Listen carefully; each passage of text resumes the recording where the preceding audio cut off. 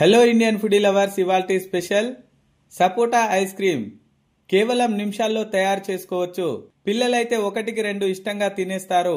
మరి లేట్ చేయకుండా ఈ సపోటా ఐస్ క్రీమ్ ఎలా చేసుకోవాలో ఇప్పుడు చూద్దాం. Let start. 6-7 సపోటా పండ్లను శుభ్రంగా కడిగి తీసుకోండి.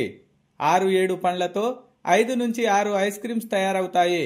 సపోటా పండ్లను మధ్య నుండి 2 భాగాలుగా చేసి స్పూన్ సాయంతో గింజలను తీసేసి గుజ్జును తీసుకోండి. సేమ్ ఇదే ప్రాసెస్ లో మిగతా వాటిని కూడా తీసేసుకోండి. ఇప్పుడు ఓ మిక్సీ జార్ లోనికి ముందుగాలే పీలప్ చేసుకున్న సపోటా పండ్లను తీసుకోండి. అందులోనికి 1/2 కప్పు షుగర్ యాడ్ చేసుకోండి. సుమారుగా 80 గ్రామ్స్ ఉంటుంది.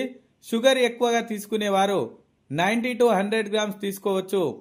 5-6 ఐస్ క్యూబ్స్ అలాగే 150 ml వాటర్ పోసుకోండి. ఇప్పుడు మిక్సీ జార్ మూత పెట్టి హై స్పీడ్ మీద స్మూత్ గా బ్లెండ్ చేసి తీసుకోండి.